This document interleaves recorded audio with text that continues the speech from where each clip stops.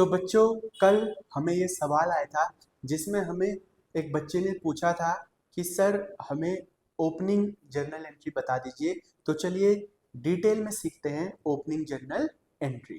तो बच्चों सबसे पहले सबसे सरल और 80 से 90% क्वेश्चंस में आने वाली एंट्री जिसे हम जनरली ओपनिंग एंट्री भी समझ लेते हैं वो ये होता है कि बिजनेस स्टार्टेड विथ कैश। तो जब भी ये एंट्री आएगी तो हम करेंगे cash account debit to capital account, जिसमें एक एंट्री एक अमाउंट आ जाएगी आपकी डेबिट में और एक अमाउंट आ जाएगी क्रेडिट में। बट जो एक्चुअल में ओपनिंग एंट्री होती है वो ये है कि business started with cash, assets और क्रेडिटर। इसके लिए आपको एक रूल पता होना चाहिए कि जो हमारे एसेट्स होते हैं उनका हमारा डेबिट बैलेंस होता है और जो लाइबिलिटी होती है उनका हमारा क्रेडिट बैलेंस होता है। तो जितने भी आपको एसेट दिख रहे हैं उनको डेबिट कर दो। यहाँ पर को हमारे सिर्फ दो एसेट है तो इनको डेबिट कर देंगे, यानी कि जर्नल एंट्री बनेगी cash account debit, assets account debit, और यहाँ पर को हमारे पास सिर्फ एक ही लाइबिलिटी है तो टू क्रेडिटर्स अकाउंट।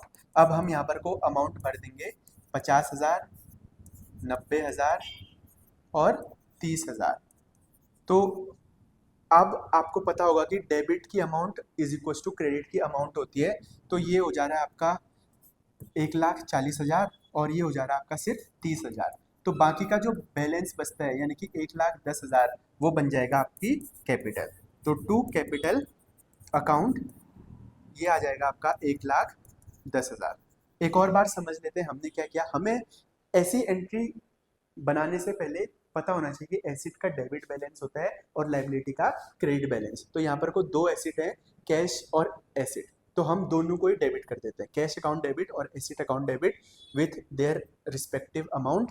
फिर हमने लाइबिलिटी हमारी सिर्फ क्रेडिटर है तो हम इसको क्रेडिट कर देंगे टू क्रेडिटर 30,000 और जो बाकी का जो बैलेंस बचता है 1,10,000 रुपये वो हमारा कैपिटल बन जाएगा। अगर आपको भी कोई डाउट है किसी भी टॉपिक से रिलेटेड तो नीचे कमेंट सेक्शन में ज़रूर बताइए, हम उस पर अगली रील बना देंगे। और कॉमर्स सिंप्लीफाइड को फॉलो करना ना भूलें।